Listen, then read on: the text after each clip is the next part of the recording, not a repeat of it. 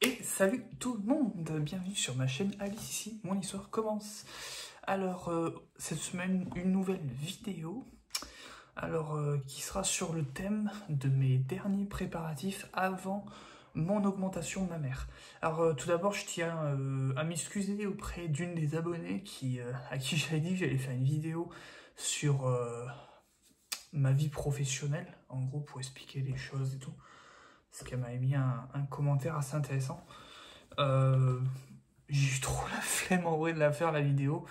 Puis surtout qu'au niveau professionnel, actuellement, c'est assez compliqué dans ma vie. Donc je ferai peut-être une vidéo dessus à l'occasion. Mais ouais, ça serait trop long à expliquer. Ça demanderait de faire une vidéo supplémentaire pour parler de ma vie professionnelle. Ce serait un peu compliqué, mais j'en ferai peut-être une vidéo à l'occasion là-dessus, parce que disons que dans pas longtemps, si mes projets se passent bien, je devrais retrouver du travail. Et j'avoue que cette vidéo, ça m'aurait intéressé de la sortir à un moment où j'aurais trouvé du travail et où en gros il pourrait y avoir un happy end à la fin de ma vidéo, quoi, en disant bon, tout se finit bien parce qu'au final j'ai trouvé du taf et tout. Donc je la ferai plus tard, donc j'ai espoir de peut-être pouvoir faire une vidéo là-dessus, peut-être en mai. Comme je vous dis, j'ai plein de projets, je pensais faire peut-être une vidéo, des vlogs cet été sur mes différents voyages, je pensais faire une vidéo sur les maillots de bain, pour les femmes transgenres et tout, conseillé.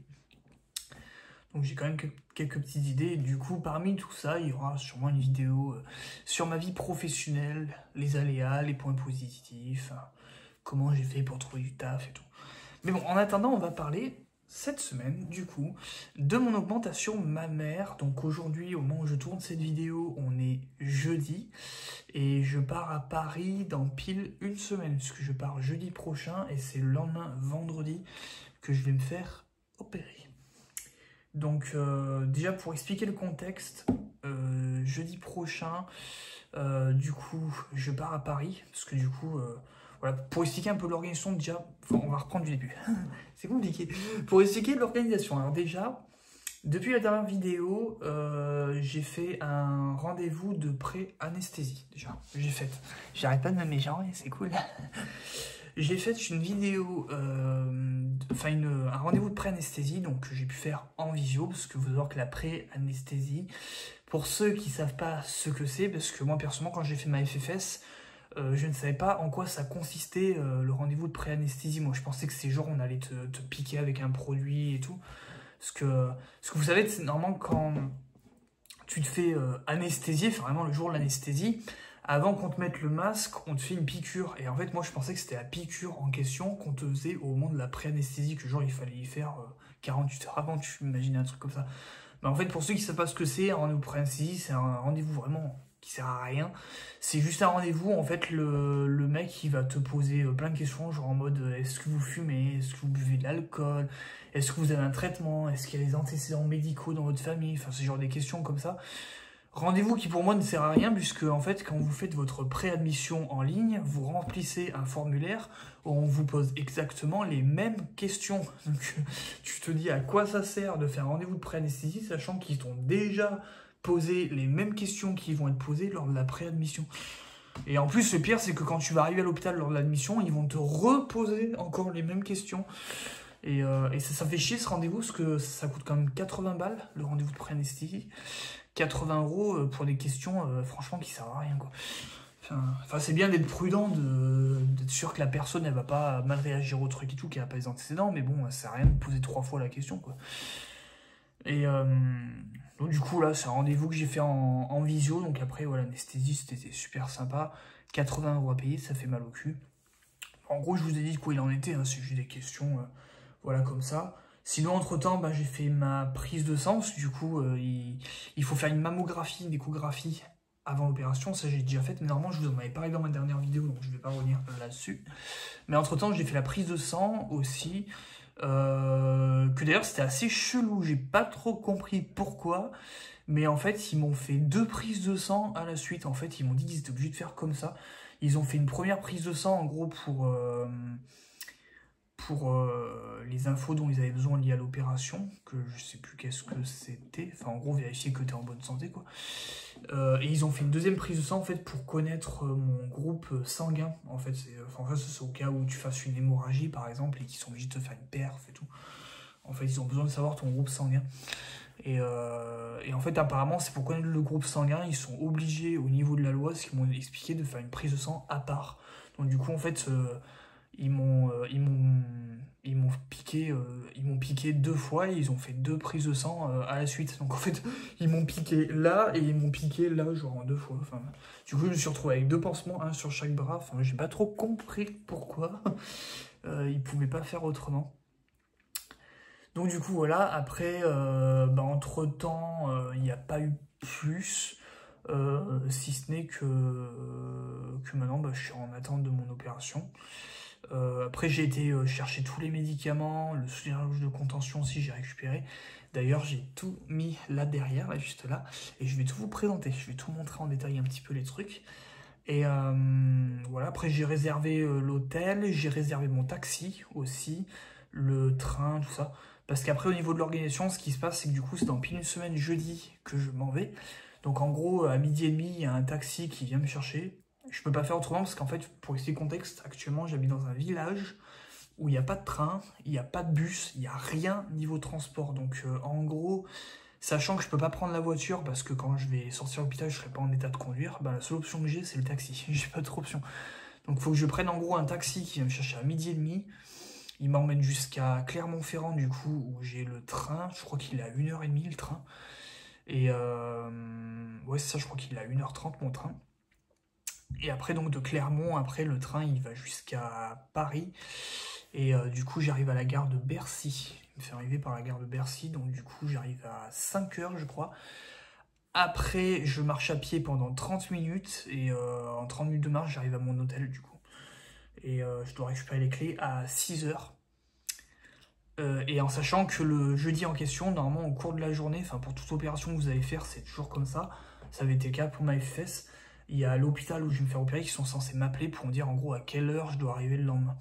C'est la veille en fait, c'est 24 heures voire 48 heures avant. Donc plus tôt ça pourrait être mercredi qu'on pourrait m'appeler. Mais généralement ils t'appellent plus la veille, je pense que ça sera plus jeudi qu'on me téléphonera. Donc après voilà, je dors à l'hôtel et tout. Et ensuite du coup le lendemain à mon avis il faudra que je me lève de très bonne heure parce que...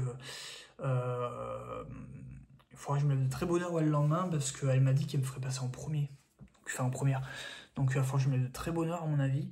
Et en gros, je vais devoir aller à l'hôpital, donc pareil, j'y vais à pied, et c'est dans la même rue que là où il y a mon hôtel. Donc en fait, j'ai juste à traverser la rue, genre limite l'hôpital est en face, quoi. C'est vraiment parfait. Et donc après, il y a la mission à faire et tout, donc il va falloir que je paye tout ce que j'ai à payer. En sachant qu'entre-temps, j'ai déjà payé mes honoraires de chirurgien, qui était la plus gros bloc à payer. Et donc là, l'hôpital, normalement, il me restera plus que les honoraires anesthésistes à payer et les honoraires, enfin les frais d'hôpitaux. Donc ils sont pas si chers que ça non plus, c'est pas la plus grosse partie, les frais d'hôpitaux. Et donc voilà, et en fait après, si je me rappelle bien, normalement ensuite c'est un infirmier qui vient te chercher, je crois qu'il va trop poser des questions, il prend ta tension, machin, normalement. Après il t'emmène au box opératoire, enfin dans un box je veux dire, là tu te changes.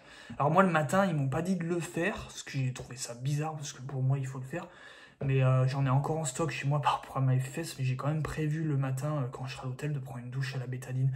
Après, je me dis, si ça se trouve, ils m'ont pas dit de le faire, parce que peut-être que ça va être en arrivant à l'hôpital qu'il y aura une douche dans le box, et que ça va être eux qui vont me fournir la bétadine en me disant, maintenant, il faut prendre la douche.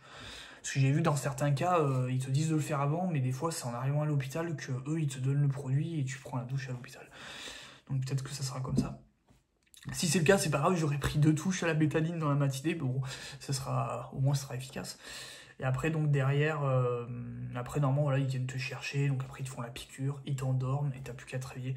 Donc normalement, après, je passe la journée du vendredi entier à l'hôpital et je dors sur place. Alors normalement, pour cette opération, ce qui m'a expliqué le chirurgien, quand vous vous faites opérer, vous vous réveillez, vous pouvez direct rentrer chez vous. Après, moi, dans mon cas, ils m'ont demandé de rester dormir à l'hôpital parce qu'en fait, j'ai un énorme trajet à faire. Parce que au total, ça représente pratiquement 4h30 de trajet pour rentrer chez moi. Donc c'est pour ça qu'il a insisté le chirurgien pour que je dorme à l'hôpital, parce qu'il était un peu inquiet juste après l'opération que je me tape 4h30 de trajet pour rentrer chez moi. Mais bon, je sais pas si ça change grand chose parce que je dors qu'une nuit à l'hôpital. Hein. Le lendemain, dans tous les cas, il va falloir que je me tape les 4h30 de trajet.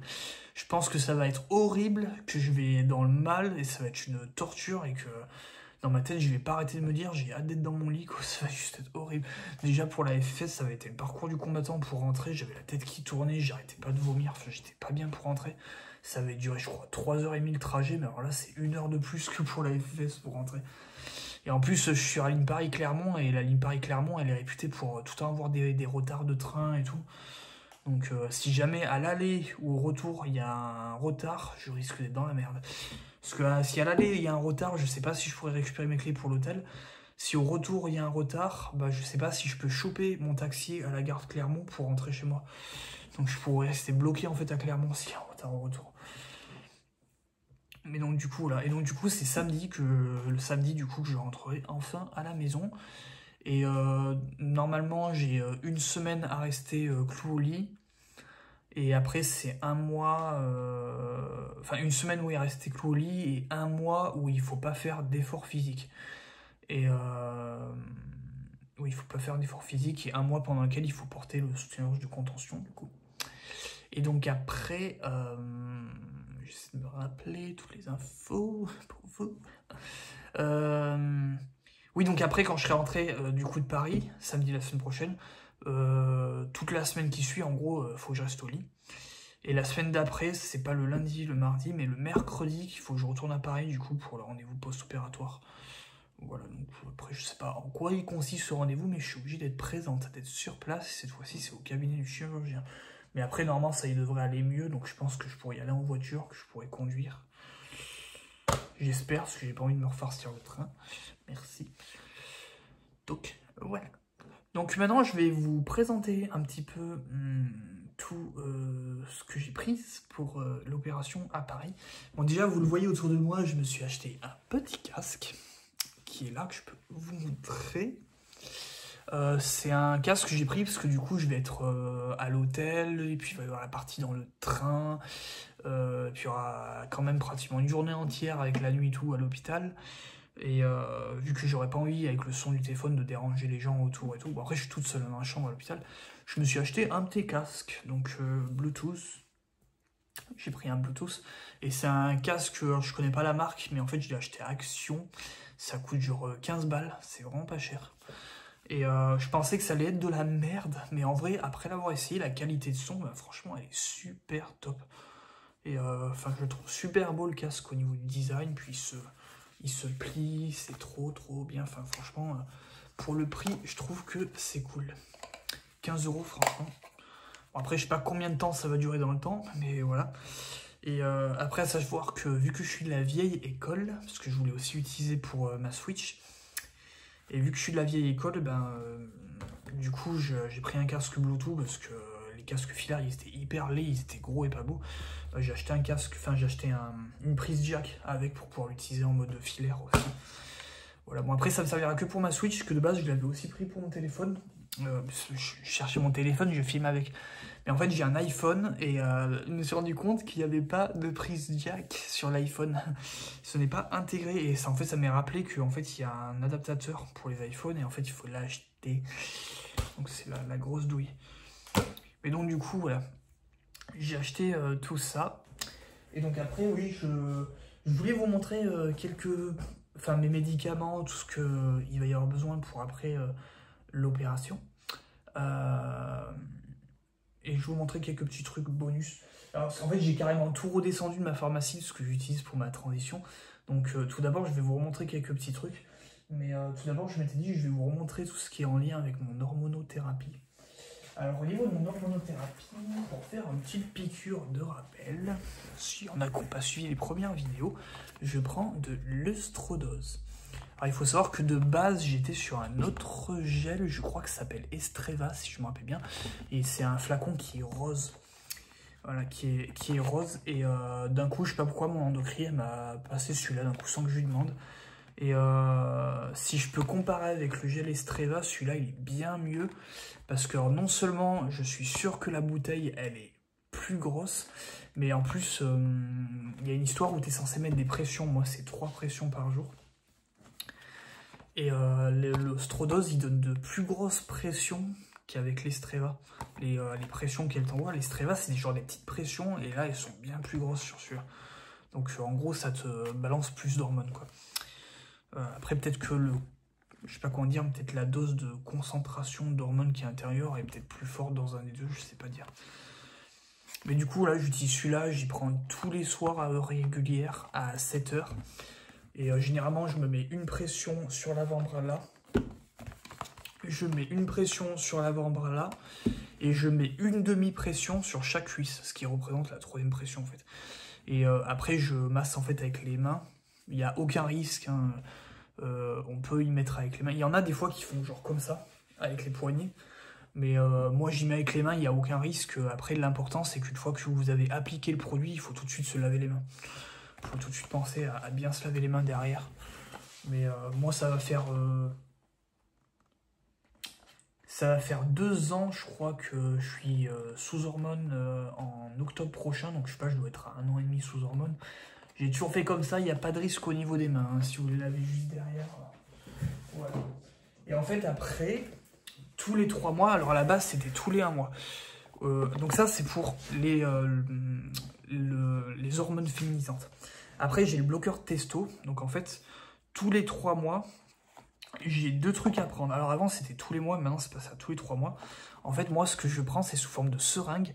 Et c'est une infirmière qui vient à domicile, c'est remboursé par la LD, qui me fait ma piqûre. Alors, on peut soit la faire dans la cuisse, soit dans la fesse. Alors après, moi, généralement, j'aime bien dans la cuisse parce que je suis un peu pudique. Mais alors, les infirmières, j'ai pu le remarquer parce que j'ai beaucoup déménagé. Donc, j'ai eu pas mal d'infirmières en 1 an et demi. Elles aiment bien insister et dire non, c'est mieux dans les fesses, machin. Parce que, soi-disant, c'est moins douloureux. Mais du coup, c'est du Decapeptyl que je prends. Ça, c'est mon bloqueur de testo. Et je le trouve super bien parce que déjà, contrairement à l'Androcur, il n'est pas dangereux. Mais en plus, l'avantage, c'est que c'est une piqûre tous les 3 mois. Donc en gros, bon, certes, il faut faire venir une infirmière et tout. Mais l'infirmière, elle te pique et après, pendant 3 mois, t'es tranquille, t'as plus à te soucier du bloqueur de testo. Et sachant que les bloqueurs de testo et les hormones, ça modifie en fait ton squelette, hein, parce que c'est bien le cas, hein, ça modifie le squelette et tout, ça redessine les courbes et tout. Moi je l'ai bien vu parce que par exemple, pour le prouver, enfin je peux pas vous le prouver en vidéo, hein, mais il faut savoir qu'avant de prendre mes hormones, j'avais les épaules qui étaient vraiment très remontées, quoi, qui étaient vraiment carrées, genre comme ça. Et j'ai vraiment remarqué qu'au niveau des épaules, bah, elles sont hyper descendues, enfin je suis beaucoup plus... c'est basé comme ça, comme ça. Et même au niveau des hanches et tout, je suis beaucoup plus dessiné qu'avant et tout. Et en fait, j'y croyais pas que ça pouvait redessiner les os, mais je l'ai vu sur plusieurs détails que ça redessine les os, les hormones. Parce que déjà, voilà, avant j'étais comme ça, et là je suis vraiment passé comme ça. Mais en plus de ça, je me suis aperçu, et c'est vraiment chelou, avant, au niveau des chaussures, je faisais du 42. Et maintenant, je suis passé à 41 jours. J'ai perdu une pointure au niveau chaussures. Et pourtant, les chaussures de femmes, elles ont tendance souvent à tailler plus petites que celles des hommes. Et en tant qu'homme, je faisais 42. Et au début où j'ai commencé à porter des chaussures pour femmes, j'étais toujours sur du 42. Ben, je vous jure que maintenant, je fais du 41 et je suis pas du tout serré dedans. Et ouais, c'est chelou, j'ai baissé d'une taille du coup. Et donc du coup, je vous parle de tout ça parce que du coup, tous les 3 mois, en plus du Decapeptyl, j'ai ceci à prendre, qui m'est prescrit par l'endocrinologue, de l'UV-dose 50 000 UI. C'est marqué cholécalciférol. Et en gros, c'est de la vitamine D3. Et en gros, c'est pour les os, quoi. C'est pour solidifier les os et tout. Parce que vu que les os, ils sont bien retraillés, disons que quand tu prends les hormones, c'est un peu comme si tu étais un petit bébé et que tu as les os qui sont plus fragiles qu'une personne lambda. Ben, en fait, c'est un peu le même cas dans la transition. Donc, pour en gros solidifier les os dans leur nouvelle vie, dans leur transition, parce que les os, ils transitionnent avec nous, et bien du coup, il y a des petites vitamines comme ça. Voilà. D'ailleurs, celle-ci est pas mal de vitamines, parce qu'avant, elle m'en filait une autre, c'est pareil, elle a changé, je sais pas pourquoi.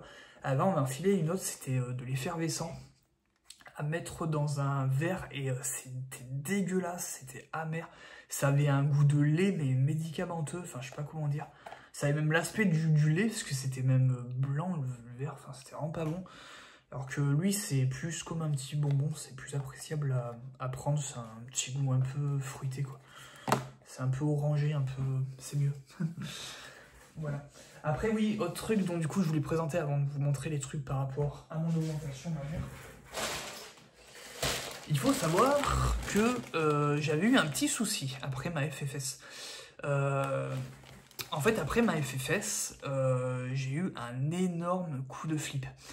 J'ai commencé à me demander si j'étais pas atteinte d'alopécie. Parce que je commençais à perdre mes cheveux en masse après ma FFS, mais un truc de ouf. Et ça, on me l'avait prévenu que c'était non, que c'était le... On m'avait prévenu lors de... Enfin, dans les vidéos que j'avais vues, c'était la bétadine qui flinguait les cheveux. Mais moi, je l'ai vu sur moi, hein, parce que je me suis mis à perdre en masse mes cheveux. Et en fait, c'était au milieu, la marée, la telle que vous voyez là, donc elle est assez fine, la marée. Et ben en fait, j'avais une raie, je vous jure, elle faisait 1 cm de largeur. J'avais une raie, mais hyper large. J'étais toute dégarnie au niveau de la haie, de la raie, je veux dire. Et là, du coup, ça va faire plusieurs mois que, du coup, inquiète de tout ça, je suis allé en urgence. Bon, c'est pas un placement de produit, hein. Je suis allé en urgence à la boutique du coiffeur. Et en gros, je leur ai expliqué ce qui m'arrivait et je leur ai dit trouvez-moi genre un produit méga efficace contre la chute de cheveux, quoi. Trouvez-moi une solution miracle. Et en fait, elles m'ont prescrit 2 choses. Alors, il y en a un que j'ai plus. Il y en a un que j'ai plus parce que... il y en a un que j'ai plus, mais c'était une sorte de crème en fait à mettre et tout. Mais je suis pas sûr que ça ait forcément apporté quelque chose. Mais en fait, l'autre truc qu'elles m'ont prescrit, et ça c'est vraiment la solution miracle, c'est des petites fioles. Alors ça arrive dans un paquet comme ça. Et en fait, c'est des petites fioles, ça s'appelle de la Kera Protect. Voilà, ça ressemble à ça. Et en fait, il y a une dizaine de fioles à l'intérieur. Bon, par contre, ça coûte cher, ça m'a coûté une 40aine d'euros d'acheter ça. Et en gros, c'est de la kératine, enfin c'est limite de la kératine à l'état brut.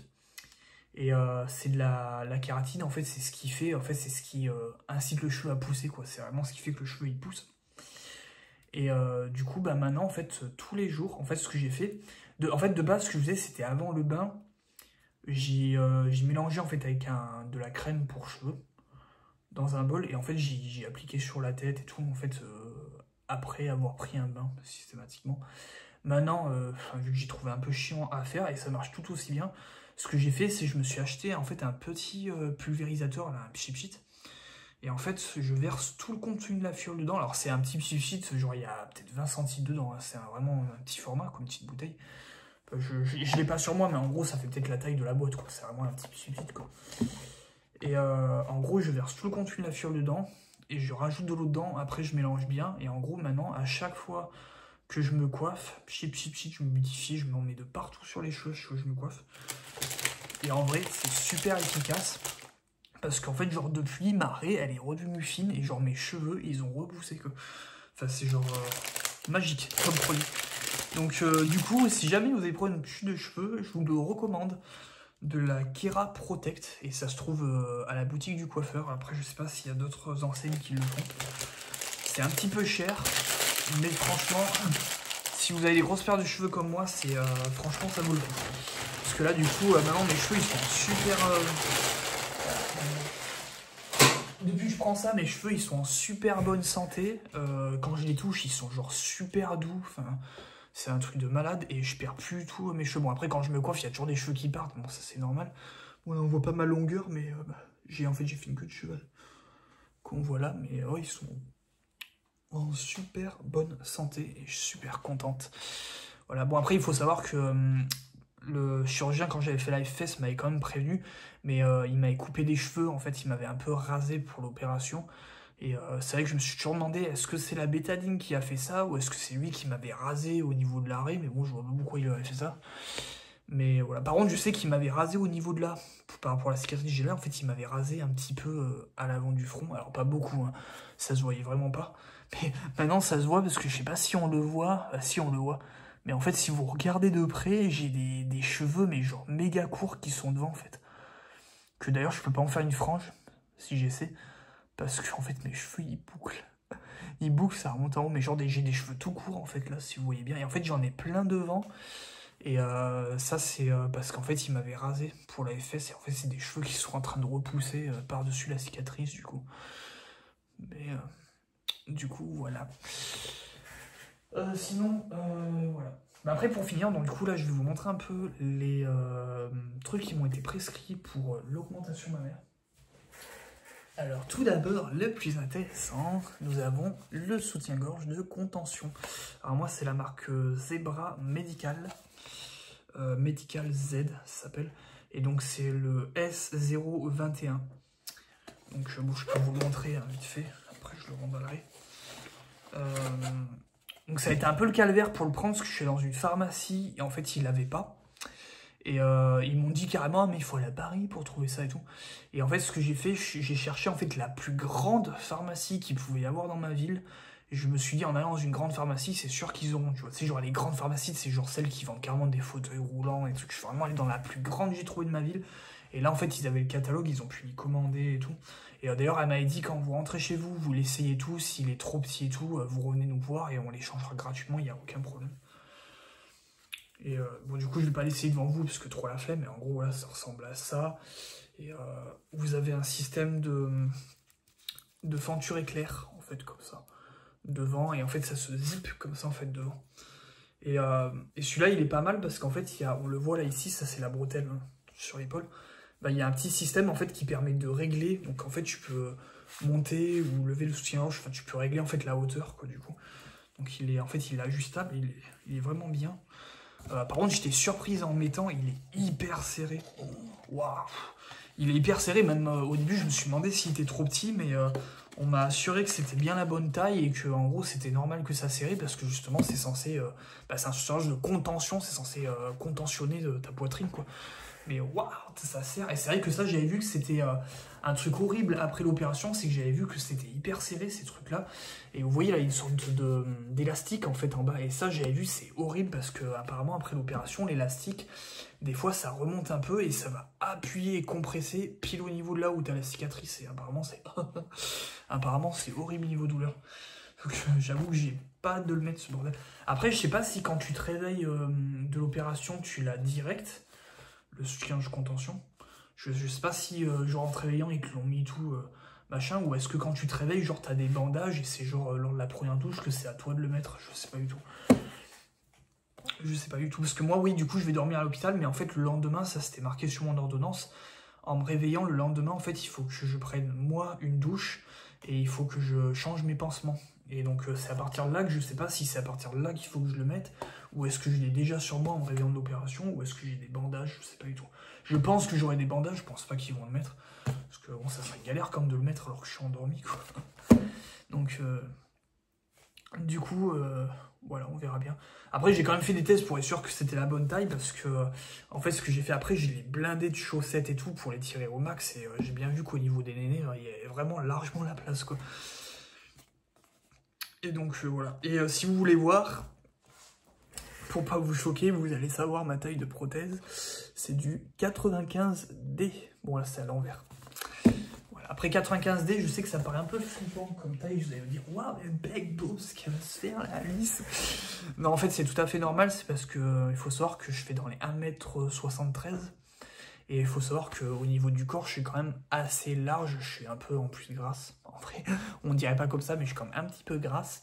Et je suis assez large du corps. Et il faut savoir que j'avais testé. Et en fait, il faut savoir que ouais, quand tu es assez grande de taille et que tu es un peu large, un bonnet qui sur le papier peut paraître grand, en réalité paraît petit. Parce qu'il faut savoir que quand j'avais fait le devis, je crois que je vous l'avais déjà expliqué, j'avais testé de base des prothèses en C, parce que j'avais même demandé de base un C. C'est ce que j'avais demandé, moi je voulais un 95C. Et en fait j'ai testé, et t'avais ma copine qui était à côté, qui elle fait du B, hein, ma copine. Et j'avais l'impression d'avoir la même taille de poitrine de ma copine, enfin ça paraissait en fait comme un B. Ça faisait vraiment mais très petit. Et même le chirurgien lui-même, il m'a dit c'est trop petit pour vous, on peut mettre une taille au-dessus et tout, hein, parce que même lui il m'a dit ça paraît petit quoi. Et du coup on a testé en D, et le D en fait ça donne une allure d'un bonnet C quoi, ça fait un bonnet C mais pas choquant quoi. Donc du coup, voilà. Et voilà. D'ailleurs, pour donner un autre exemple, elle en parle bien dans ses vidéos. À l'époque où elle avait fait l'augmentation mammaire, je sais que Liana, s'il y en a qui la suivent, elle avait fait un bonnet D, elle aussi.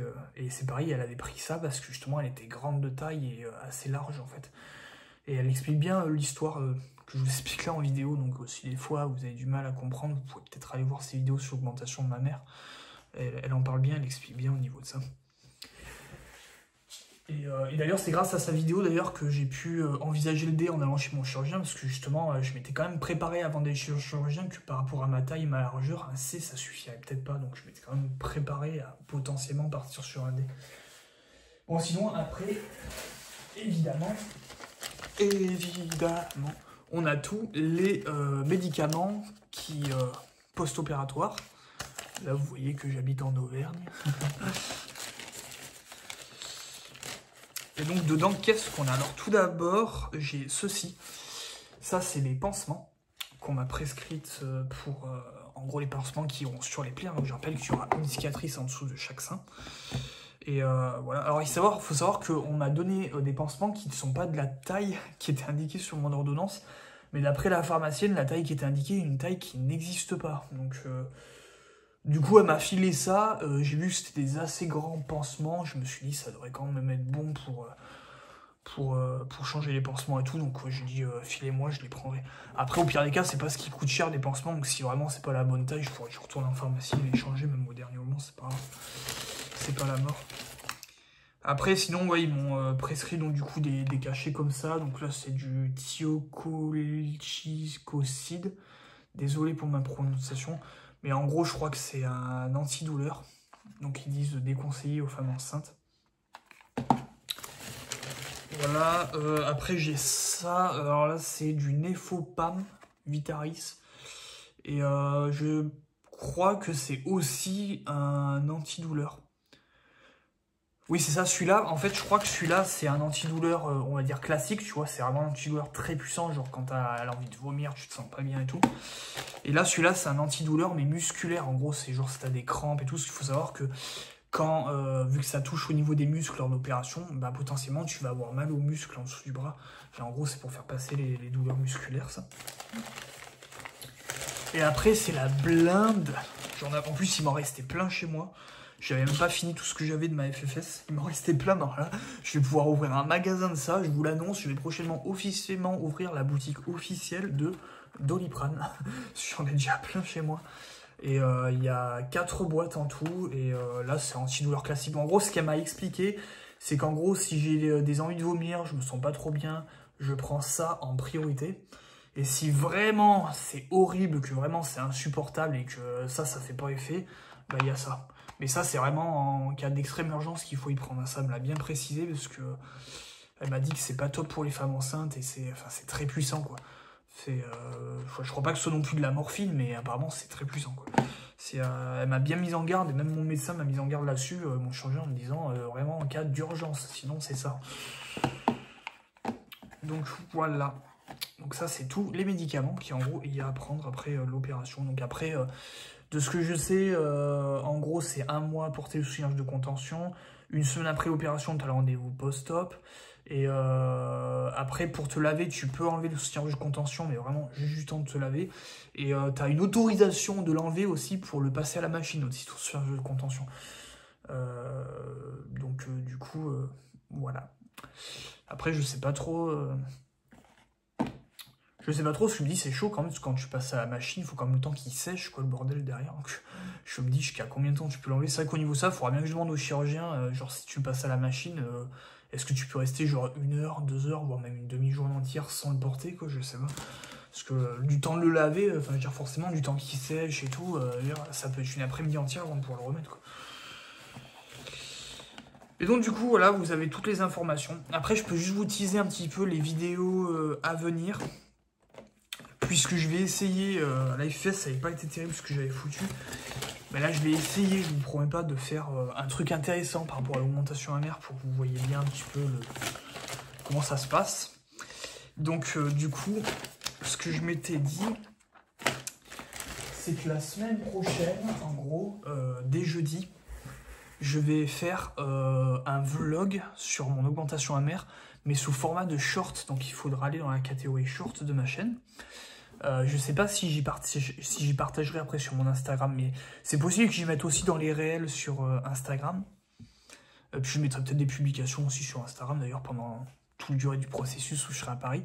Mais en gros, je ferai un peu des shorts, donc je vais en faire vraiment pas mal. Hein. Je pense que je ferai un short le matin, un jeudi, pour expliquer mon ressenti. Je ferai peut-être un short dans le train sur le trajet. Il y aura peut-être un short dans les rues de Paris quand je vais arriver. Je pense que je referai un short à l'hôtel le soir. J'avais dans l'idée de faire un short aussi le lendemain matin à l'hôtel. Je vous ferai encore un autre short après, je pense, quand je serai arrivé à l'hôpital et que je serai en tenue opératoire. Je vous ferai peut-être un short ensuite en me réveillant de l'opération. Et après, je pense qu'il y aura peut-être un short pour le trajet de retour et tout. Enfin, il y aura pas mal de shorts. Et après, mon idée, c'est que la semaine qui suit, donc celle où je suis censé être à l'arrêt et au lit, vu que je me ferai chier, que j'aurai pas grand-chose à faire, j'avais l'idée ensuite de reprendre tous ces shorts-là. Donc c'est pour ça que je vais essayer d'y faire au format 16/9, mes shorts et pas en format téléphone allongé. Je vais reprendre tous ces shorts-là, je vais faire un montage et ça sera vraiment un vlog récapitulatif qui sortira vraiment en format vidéo. Donc du coup, vous aurez le vlog en format short la semaine prochaine, mais normalement dans 2 semaines, ensuite avec tous ces shorts, je ferai un montage et il y aura une version vidéo qui sortira derrière. Du coup, et je pense qu'ensuite la vidéo qui suivra derrière, je ferai peut-être une vidéo une semaine post-opératoire et je vous ferai après peut-être une vidéo 1 mois post-opératoire. Et je pense que ça sera là que derrière, je ne tarderai pas à vous faire la vidéo du coup maillot de bain, la vidéo travail. Et puis on arrivera très vite sur les vlogs de cet été aussi. Donc voilà. En tout cas, merci de me suivre. On commence un petit peu à monter dans le nombre d'abonnés, c'est cool. N'hésitez pas à lâcher un petit pouce bleu, à lâcher un commentaire si vous avez des questions ou quoi que ce soit, si je peux y répondre. Et du coup, je vous donne rendez-vous dans la catégorie du coup short de la chaîne à partir de jeudi prochain pour l'augmentation mammaire. J'ai trop hâte. Allez, tchuss tout le monde, soyez fiers de vous, restez comme vous êtes et vive les personnes trans et LGBT.